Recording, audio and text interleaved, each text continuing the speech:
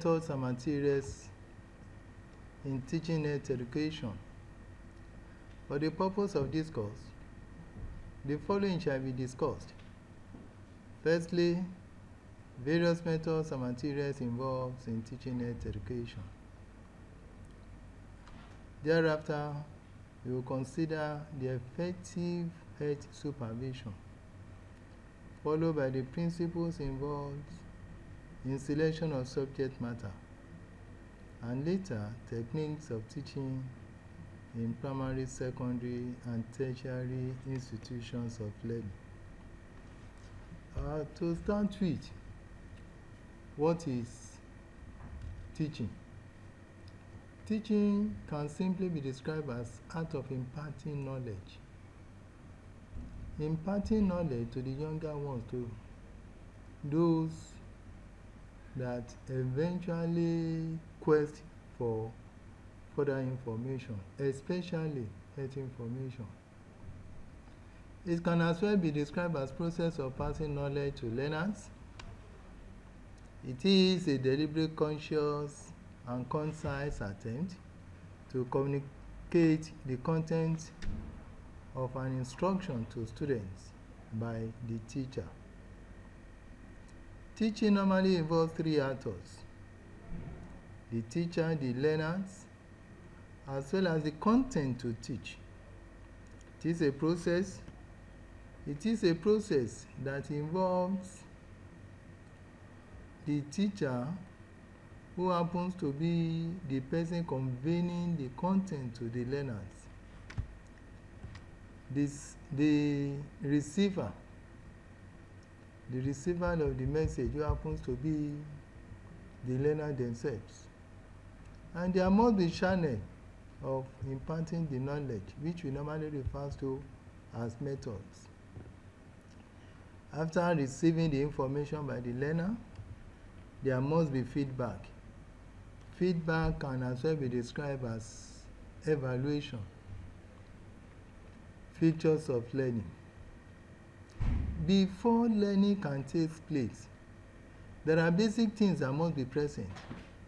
And among those things are the following. There must be collaboration between the previous experience and the new content to learn. Then secondly, the environment must be conducive. It must be permissive for teaching learning process. Learning must involve the use of instructional materials, and the content should be able to change character, improve attitudes, as well as increase the intellectual abilities of the learners. The success of any teaching cannot be easily known, but the same cannot be said to the learner, because before one can believe that learning has taken place, there should be something to show for it, especially after evaluating the learners themselves. Learning can be meaningful when there is appropriate use of language by the teacher, and that is why teacher normally be advised to come down to the levels of the learners. Furthermore, there are basic concepts in teaching and learning process, and among those concepts include the classroom management. Classroom management. What is management? Management simply has to do with application of the opportunity available to impart the knowledge. Among the concepts includes the classroom organization, which has to do with arrangement of the situation available to make the learning more meaningful. The class leadership. Class leadership includes class officers, captains, coordinators, monitors. In tertiary institutions, we normally refer to them as course rep. Classroom arrangement also includes arranging the seating among the learners. It includes class control and class arrangement. Classroom control improves productivity by helping teachers schedule the duration and format for their lesson. However, other concepts include class control and maintenance, record keeping, teaching skills. This teaching skills is very, very important. Teaching is a professional, and what makes you a professional teacher are those skills you possess as a person. And among the skills includes instructional objectives, skill of stimulus variation, skill of questioning, explanation, use of chalkboard, silence and non-verbal, silence and non-verbal, skill on closure, plan repetition, use of example, recognizing attending behavior, set induction, statement of instructional objectives. These are specific objectives set to achieve in the class. Instructional objectives are measurable, short-term and observable. Learner's behavior. Instructional objectives indicate desirable knowledge, skills or attitudes to gain in the class. It is the focal point of the classroom lesson preparation. Other skills include the use of instructional materials. Other contents of teaching and learning includes the use of instructional materials, time management, mastering of subject matter, and so on and so forth. However, as a teacher, you must do everything possible to improve on your teaching skills, like your confidence before the learners, voice quality, conducting yourself well before your learners, mode of your dressing, teacher expressions, distracting mannerism, sense of humor, chalkboard summary, classroom participation. All these are very, very important in teaching learning process. I will expect the learners to read further on aims of teaching health education. And among the aims includes to develop instructional program, to provide health information relevant to daily experiences, then to develop wholesome attitudes towards health and well-being. Others can easily be read in the notes. Teaching methods.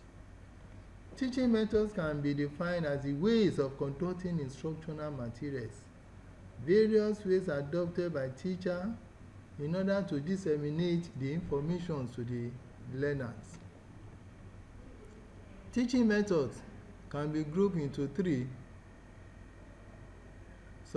It can be majorly grouped into three. The first one is learner-centered, teacher-centered, as well as the interactive ways. Methods on its own can as well be described as organized ways used by the teacher to achieve instructional objectives. Teacher don't just go to the classroom for going sake. He has an objective to achieve. He set out his own objective before stepping into the class. So your methods must be dynamic, it must be flexible. It should be able to add to the spark of teaching process. All these are very, very important. Among the methods that can be used by the teacher include demonstration method. It has its own advantages and disadvantages. Interview method. Interview method can be structured interview or unstructured one. So all these methods are relevant. The methods must be properly chosen based on the content to teach and other variables available before the teachers. Then group method is another one. On group method, There are basic things the teacher must put into consideration. Firstly, the teacher should try to group the learners, give them a topic to prepare for. They come back to the class to present their topics, and others either ask questions or add to whatever they might have prepared for. Then other methods include observation method, direct instruction method. This direct instruction method has its own advantage and its disadvantage as well. Textbook method is another one. This textbook method is better for a beginner, somebody just going into teaching profession. So textbook method will be able to guide his activities in the class. Other methods include role playing. Head project is another one. Head project can be a group project or it may be individual project. Then problem solving is another type. Field trips. Person may decide to send the learners out for outside classroom interaction, at least to acquire one or two skills from there. So, and it has its own advantage as well.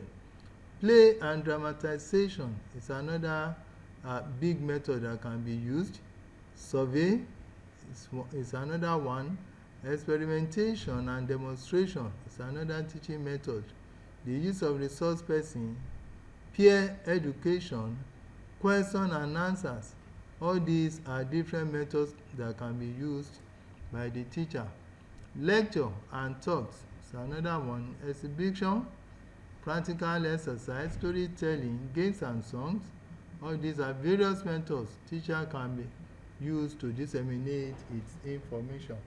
Others can as well be seen in the note. Furthermore, methods cannot stand on its own. It must be complemented with the instructional materials in order to make the teaching effective. And these instructional materials normally facilitate teaching learning process. Instructional materials can be described as any asset, both human and material, that may be derived from school or community to improve health instruction. Instructional materials may be described as any person, material, or event that establishes favorable conditions which enable the learner acquire necessary skills, knowledge, and attitudes. Instructional materials is highly useful to attain instructional objectives as well as learners' objectives. However, the two major instructional materials are human resources and material resources. Human resources can be community members, technicians, specialists in a choosing field, parents, or member of professional association, while material resources can be any tools that is relevant to the content to teach, and such materials must be available within the learner's environment. So instructional materials is very, very important in teaching learning process. However, in selecting instructional materials for health teaching, there are basic things that must be put into consideration, and among these things include the content accuracy. The materials must be highly relevant to the content to teach. Then it must be suitable to the group. Meanwhile, instructional materials has its own benefits. Then as a teacher, one must get himself highly prepared in improvisation of instructional materials, because not everything can be seen when preparing for instructional materials. So as a teacher, you should be able to improvise. This improvisation of instructional materials is one of the basic skills in teaching profession. Furthermore, There is no way one can provide, there is no way one can disseminate health information without thinking of health supervision in schools. Supervision in schools is highly important to develop the learner's emotion, intellect, and health habits. Though emotion should be trained at home, the intellect should be trained in school, and health involves both, as this will ensure a better ability and a more righteous courage to solve life's problems. So, supervision generally is the process of directing, telling, or checking to make sure that people do what they ought to have done. It also involves making sure that instruction given to them is highly followed. So supervision is very, very important when it comes to school administration, which focus primarily on achievements of appropriate instructional objectives. So supervision is key in achieving the instructional objectives. There are basic principles of health supervision. So learner can go further to read on this. Then as a health supervisor, there are basic things that basic qualities the supervisor must possess. And among these qualities include, he must be knowledgeable, he must be a well-qualified personnel in health, he must be physically and mentally alert, he must be well-disciplined and should be able to exercise control on himself and others. Health supervisors must be a good motivator. He must be effective, intelligent. A good and sound character is very, very, very important when it comes to supervision in health. Furthermore, there are different types of health supervision, which include brief visits, routine health supervision, daily health inspection, subject inspection, facilities and equipment inspection, clinical supervision. Others can easily be seen in the materials. However, on subject matter simply has to do with the content, the main information to disseminate. Subject matter always put into consideration the health needs of the people, their interests and beliefs, what needs to be done in order to solve health problems. Course content in related areas at different levels of teaching is key to subject matters. Whenever the subject matter is being chosen, the following factors must also be put into consideration, and among the factors include individual and societal interest, the course content in related areas, government policy, society, and the culture. All these are key to subject matters when it comes to teaching of health education. So we have different content to teach at different levels of education, either primary, junior secondary school, senior secondary school, and so on and so forth. Thanks for your rapt attention. God bless.